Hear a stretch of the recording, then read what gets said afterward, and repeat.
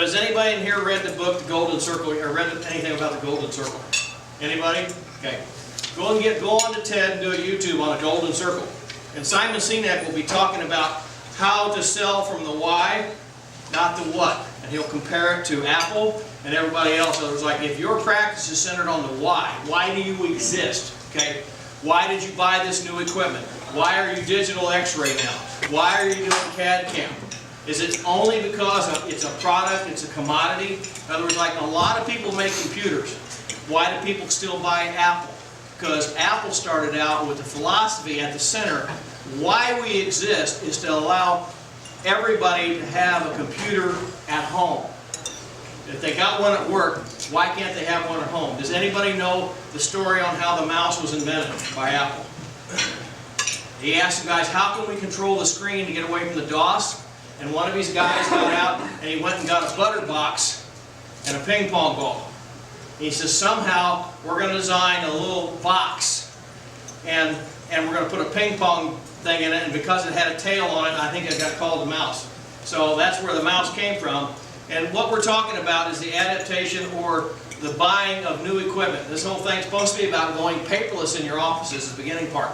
So where are you at in this curve that folks like Simon Sinek will talk about? Are you an innovator, which is only 2.5% of the people, which, you know, you're the person inventing, you know, the new saliva ejector or the Steri-Shield or anything, or you're the first guy in the world to buy a milling unit in your entire town. Or are you somewhere where I'm at? I'm an early adopter. That's 13.5% of the people. I jumped on board digital in 2004. Okay? Not too many people had the computers laying around. When I started in '79, I was using a computer billing service. So I was filling out the super bills and sending them in and sending all my patients their bills. So we've never stuffed bills in my office. So you might be an early adopter. But the real curve that's happening right now, it's called the tipping point, where the early majority says, whoa, everybody's gone paperless. Everybody has decided that we got to get into the digital world. I have friends who are dentists that don't even have email. I have a friend that has, the same friend has a cell phone that doesn't have the voicemail set up on it. It says he's had it for 7 years. The voicemail for this account has not been set up. It's not full. The mailbox isn't full. He doesn't have a computer at home. He's still writing in paper charts. He's still using a Perio Pro to develop x-rays. Okay? So you might be an early adopter. These are the people right now in your neighborhood that either gone paperless or thinking about it. They're the people that have a CAD CAM unit or they're thinking about it. Or they're the people that have decided they need a cone beam in their practice. Alright? And then we kind of get past to the late majority, and they're over here are the laggards. That's where my buddy's at. Okay?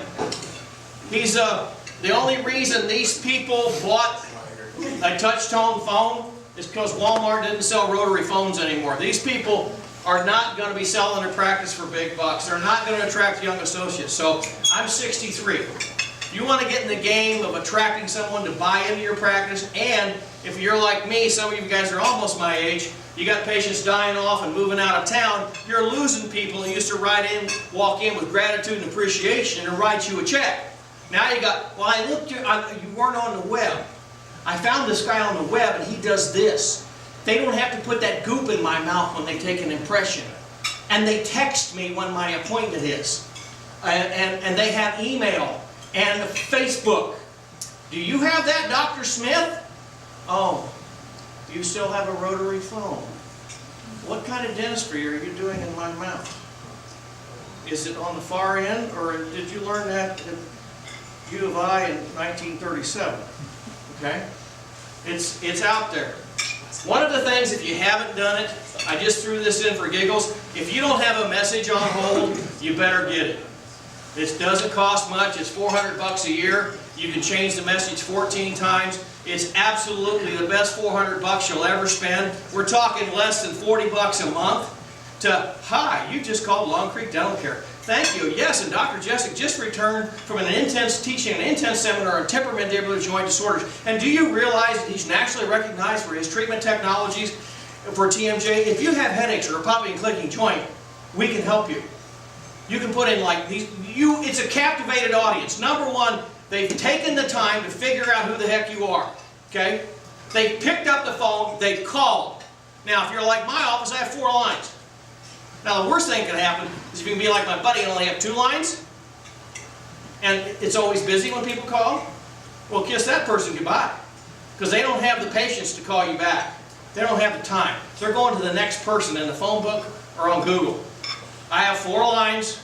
I don't let my people stay on them very long. There's always got to be 1 line open. It's kind of like, what's nice now is with all the staff having cell phones, they don't tie up one of your lines to call their kids and find out if they forgot their underwear or something in school. Okay? They don't waste your time, but they are off in the corner using their cell phone texting somebody. This is In Touch. It's really nice. It's great. All right. I was asked, well, when is it time to go paperless? Or how do you go paperless? You make up your mind and you just do it.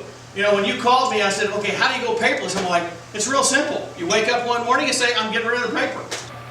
I've got a computer in the office. I have EagleSoft. I have digital x-rays. Why am I writing in a chart? You know, used to, all of my assistants, when I hired them, I had them fill out a 4-page questionnaire that they had to write on. One, I wanted to find out how good they wrote, because that was important in charts. Number 2, I wanted to know if they could spell. And I learned really quickly from my high school teacher in history that she took a point off if you misspelled a word. So whenever I write something to somebody like an application, I don't use words I can't spell. And I'll have somebody come in and apply for a job and say, do you have a dictionary? I don't know how to spell the word tooth. Cutesy, find another word, you know. All right, how do you go paperless? Well, probably most of you already have some type of dental software. Whether it's EagleSoft or Dentrix or whatever. The reason I went with EagleSoft, my mother was born in Shumway. I'm 60 miles from EagleSoft. If you ever want to freak out the people at EagleSoft, drive down there and say, hi, I'm Dr. Jesek, I'm here to talk to you. And they flip out of their mind, okay? But it's close. If Dentrix and all the other ones are on the West Coast, and if you call them at 8 o'clock in the morning, that person you're calling was in San Francisco, she had to get up at 3 o'clock in the morning, get across the bridge, you know, and you're talking to her and it's 5 o'clock in her morning, okay, or his morning. I went to people down at EagleSoft, they're all from Shumway, and I talked to them about T-Town and Teotopolis and how the basketball team's doing. And the other thing of it is, how many people have EagleSoft? If you have trouble with them, tell me you want somebody that has a window in their office. Because they go out like this. The people in the middle are the kind that know what they're doing, and the people in the next row know what they're doing, and the people who have windows or in the outside tier are the people that make the decisions. So you say, I have a technician on board, I want to talk to somebody that has a window view. So you pick a software, and the other thing is stick with it, okay? I remember in the old days, it was the big deal when they tell you they will write you, what do they call it, not a map. They will write you a bridge to convert all of your information from Dentrix to EagleSoft. Yeah, you get social security numbers and their balance, okay? You don't get your notes. So you got to be really careful. So when you pick a software company, die with that company. You know, they're all basically the same. I'm a big box person, I went with EagleSoft. And get rid of film-based x-rays. I mean, I got a friend of mine still with the Prairie Pro, like I said. Are you kidding me? And I'm going to find the guy someday before I die. I'm going to find him. I'm going to find him, and I'm going to charge him. You know the guy, you ask for a current set of x-rays, and he sends you 20 x-rays? You know, the perio ones, you know, straight up and down, in a little brown envelope. Okay, now he paid his hygienist $28 an hour to mount them. The mount cost $1.20. He pays his hygienist $28 an hour to unmount them and put them in an envelope and send them to me. And I'm going, okay, there's an abscess on 19, oh, well, is that 30? And then I'm having to mount them again. Don't even do that to me. If somebody calls for your x-rays and you're still using film, spend the extra 48 cents to send me the whole thing, please. Because I don't know why people did that. I just don't get it. So go digital. And quit writing in paper charts. I have a friend of mine, digital x-rays, paper charts, digital everything else in his office. And it's like, are you kidding me? I can type in somebody's name. Now, Whoever's using EagleSoft or any of them, you go into your office tomorrow and you make sure that Debbie and Susie, when you do a filling on number 19, or you take an x-ray of number 19, that they mark the little box that says 19, the little circle.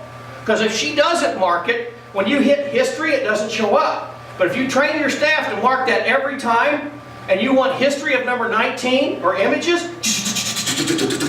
you got the last 15 years. You got all the notes just for that one. Okay? You got the photographs. Please make sure you tell your staff, mark the tooth number. Guess what? You can go back and fix it. Okay? If you find that they haven't been doing it, you can start doing it for all their old x-rays and everything else. And you set up your templates in EagleSoft, so when you take, 4 bite wings, it's 4 bite wings. Okay? And you put it up in the upper left right hand corner, it's the right, it's the right molar. Okay? Because it's already set. Do that. Right. 2 options for paper charts. Scan them in, that takes a lot of time. Scanners are a lot quicker. A buddy of mine, I'll just say, Dr. Hudson, my orthodontist buddy, we're best friends. He still likes to write on paper charts. He's got Mac everywhere in his office. Big screens, all this cool stuff. He and his wife and his staff scanned in all of their charts. Back when you had to lay it down,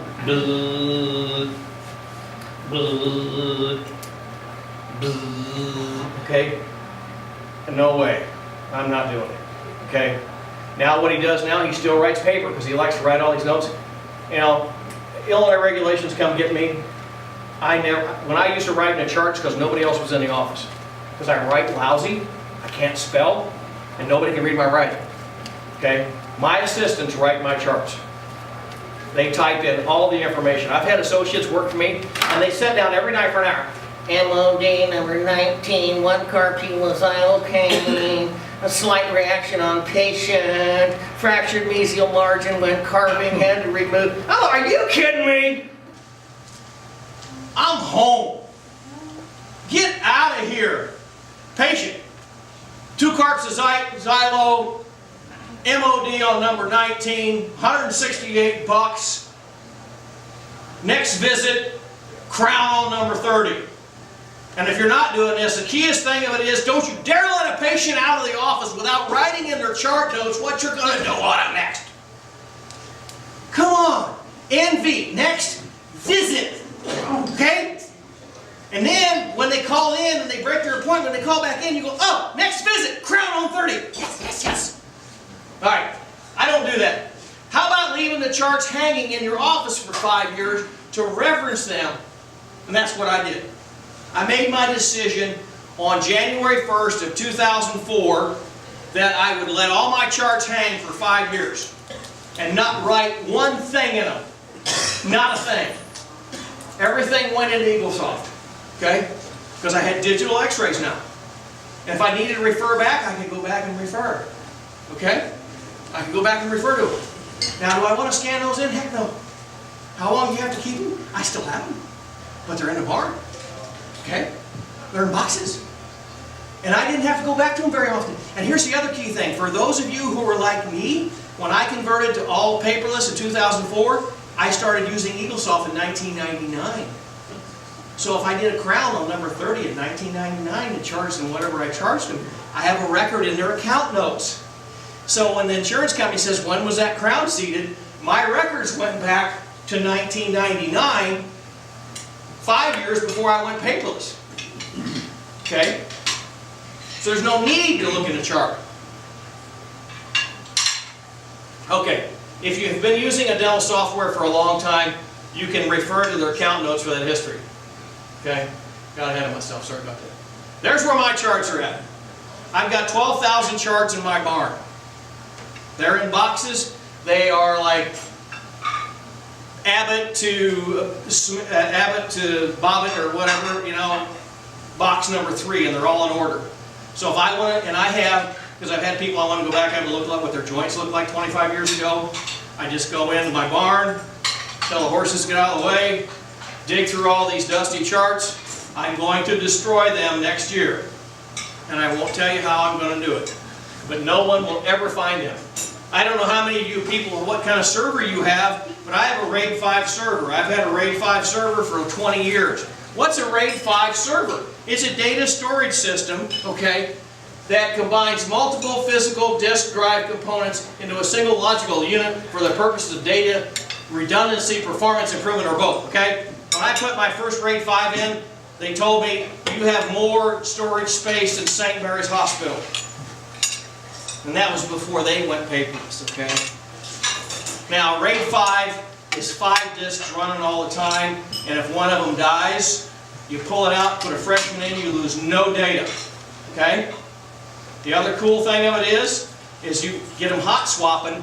I've got 8 slots. I've got 5 disks. I can quadruple my storage space by sliding in 3 new disks into the system. Upon failure of a single drive, the subsequent reads can be calculated from a distributed parity so that there's no data loss. So number one, my first backup is a RAID 5. It is not a Dell computer from Best Buy. Okay? It's an HP. It's serious. It's grunt. I've had 2 of them now. The system will still be operational even if one disk kicks the bucket until you've replaced it. In other words, if I got a little red light going, I don't worry about it because I got 4 other drives hard to work. No data lost. Alright, so what else you got to do? How about backups? Now, some of you probably don't even back up your telephone. Some people of us do. My telephone backs up every night or almost every night. I have 2 systems of backups after the RAID 5. Okay? I have a removable tape that stays in the office. So if the place burns down and the fire department sprays it, you know, that tape stays in there. We change it. Well, Tina takes it out once a week and puts a new one in, takes the other one off site.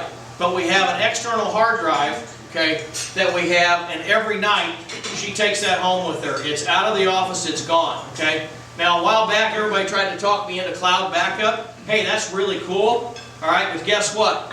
The cost of your, if you do on-site data backup, you do it yourself, and your advantage is your memory is cheap. I mean, you can buy 3 or 4 terabytes now for, you know, not a whole lot of money. It's a fixed cost. It doesn't increase with the amount of data you store, and there's no automatic software updates. If you go with off-site cloud backup, the cost is based on the amount of data, and as soon as you buy a digital Panorex or a cone beam and you start throwing that stuff up into the sky, okay, your bill on the month, because it all goes on your automatic draw, your bill will go through the ceiling and you won't see it. Okay? They know how to get money out of us, okay? I want to keep it there. I paid $1,000 for my, or $1,200 for my backup system. I buy tapes for like $85 a pop. Okay? If that hard drive dies, I've got 4 or 5 of those hard drives. Those hard drives are $110 a piece. And they go out of the office in her purse. And the other killer is if you go off-site with cloud, you don't get to say, I want to use Microsoft 98 till it doesn't get serviced anymore, because every update in the software that you have in the cloud is automatically updated and your credit card is charged. So if you don't want to go to EagleSoft 17, you want to say EagleSoft 11 because it works like an ad machine and it's doing what you want it to do, you can't do it because you automatically have to go to the highest level. And so you'll pay your $1,200 or whatever it is. This is my baby. If you don't have a high-speed scanner in your office, this is what I have. It scans 30 pages a minute. You stick them in there, walk away. Zip, zip, zip, zip, zip, zip, zip. Why do I have that? Well, if you have EagleSoft, you have what's called Smart Dock, right? And you're going to deal with clinicians that are still in the dark ages. They're still writing on chalkboards and chipping out clay, okay? Your periodontist, your oral surgeon, is going to send you a letter. And he's going to tell you to take out some teeth. So what do you do with that letter? Oh, you got to stick it in a file. What if you don't have a file? Well, we have a folder, and my staff person usually shows it to me. This one isn't signed, but I'll go through them, sign them, she'll scan them. Okay? So it shows that I have not only looked at I've read the referral slip, my signature's on it, it's dated, this one isn't that way, and then it's scanned in because we got the same day. So if you have a little folder, you know, Susie or Debbie gives you your folder at the end of the day or the beginning of the day. Here's 10 slips from the oral surgeon, periodontist, mother. Read them. You read them, you hand it back or scan them in. Okay? Patient comes in for the appointment. How many times are you not able to find an extraction notice or a letter back from the day? Right here. They're right there. You don't have to flip through a bunch of them. You just go to Smart Dock, you open it up, boom! What about patients, what drugs they're on? Okay? People come in, typed out, handwritten. You want to write all that stuff and put it in a chart? Heck with that crap. Oops. Scan it. Put it in a smart doc. It's there. It's dated. It's done. And you can access it. I can be in any room in my office and access anything in somebody's chart. I can be at home. I can be in Jupiter, Florida and look at somebody's chart and their x-ray. Okay? And then their medical history, we have them fill it out because we don't do the digital thing out there because too many people freak out if you hand them an iPad. So we still have them fill it out. What do? We scan it in, and then when they sign permission to work on them, I don't have the little digital thing to sign in. Okay? I don't do that. I just scan it in. I put it on low res, about 150 DPIs, scan that sucker in, it's in the chart, there's their medical history. Now my staff can go in and actually put it in because it's in the exact same order. You print this out of EagleSoft. If you're not doing digital photography, this is a great book. It was written down at the Panic Institute by Stephen Radcliffe. Absolutely wonderful. Jim Fonda-Rice also helped you if you've heard him speak.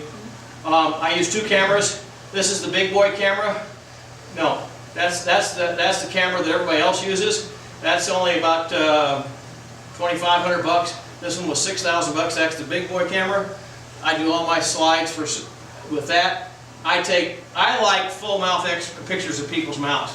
You just take a little intraoral picture. It's really hard for people to see what's going on. I'll show you in a minute. Okay. I wrote this article in 2005. Got it published in Dentistry Today. As a matter of fact, I got an article coming out in March in Dentistry Today about splints getting no respect. So when you get your Dentistry Today, I'll be in there in the March edition. But I hung all my monitors from the ceiling. This is 2004. Here's what happened to me. When I went fully digital and went panoramic x-ray and bite wings, I increased my hygiene production by 20%. 20%. I didn't have 1 extra hour of hygiene. I was able to schedule more appointments. And you've all been there. Little Debbie takes 18 films, she stuffs them in the x-ray machine. Brand new patient, she goes and starts scaling the teeth. It's 1 o'clock, she sees the patient. She takes the x-ray, she shoves them all in the x-ray machine at 1:15. She scales a full arch mouth. The patient's bleeding all over the place. Okay? At 2:10, she finally starts to mount the x-rays, if they came through. She might come and say, oh doctor, the x-ray machine ate all the x-rays. And she just did an irreversible procedure on a patient. Or at 2:25, as you're in the middle of a root canal or bonding, she says, doctor, my next patient's in the waiting room, can you come check me? Do you know when I check my patients? I take a cursory exam, they need a Panorex. I look at the Panorex, I'm downstairs drinking a cup of coffee. You say, she needs full mouth scaling, or she needs a car wash. I can make the diagnosis off that Panorex. I can look at it in any room. I can do my exam, guess what? Any time during that appointment. The patient says, oh gee doctor, she's not done yet. I said, Debbie's worked with me for 20 years. I am not in here to check her work. I'm in here to examine you. If I had to check her work, she wouldn't be working for me. But I come by when I have time. I do it routinely. They get them in the chair. I'm getting people numb. When they take the x-rays on them, I look at the x-rays. I'm standing there at the panoramic machine. I look at 2 or 3 different patients' x-rays. I walk in the room. Hi, Mrs. Smith. You got a problem with number 19 on the bottom left. Debbie, I checked that a little more carefully. You're probably going to need a root canal. Okay? Bye. See you later. All right. So this is where we were always set up. You know, we had the screen in the room. We can play Casey and whatever else. Intraoral cameras are cool. I got one. I've had 2 different ones. It's really nice to take a picture of that big crack or that distal margin ridge crack. That's cool. You know, but I like the patient to be educated. I also have a listening chair in my room where I sit down and listen to the patient. I don't know if you guys ever heard about that, but I like to sit down in a chair and talk to the patient. All right. The other thing of it is you can print out the pictures of their teeth, print out their Panorex and send them home. You can have something like this. I have a newer version now, but see this right here? You think she can figure out that there's an amalgam right there? Okay? It's not just this. She brushes them every day. If you show them a full arch picture, we're in business. You know what? And if you take pictures of people's teeth while you're doing the work, they think, wow, his work must be really good because he's taking pictures of it and he's going to show it to somebody. The other thing of it is, when you've got a 17-inch monitor up here, the last amalgams you did on the bottom right, it better not have an overhang about that big because the patient's going to see them at 20 magnification. They can inspect your work. So here you can show them it that way. Hygienists can talk to them about it. This is, I love a Plan Mecca because they're standing up in there. It's front loading basically. This is what I'm working with all the time. And okay, here's what we used to have. This little bitty x-ray down here versus that. Now come on. Now, we've all been through it. Those of you that went digital a few years back, we missed a lot of decay. Because we couldn't crank up the KVPs. We couldn't fry the film and make it smoke, okay? We missed decay under stuff. Because one, the film thing was smaller, wasn't it? So we missed stuff. We were missing stuff underneath crowns. I've got a way around that. I have morning office meetings. We go through the schedule. Click, click, click. Hi, this is Mrs. Smith. I'm doing an MOD on number 19. I want to use xylocaine on her. Okay, or I'm working on somebody else, he's got a blood problem, we're taking a tooth out, make sure we talk about it, check it. I go through this every morning with my staff. I've been doing it, we look at our schedule like that. Alright. And this is a quote of mine that I can't quote it directly. Now after 20 years of incorporating the banking philosophy, I'm comfortable with the price I have paid for what I have. I have a reasonable intolerance of my position in life that keeps up a healthy tension to continue to improve. I am not standing still, folks. I've had young associates slow me down. Okay?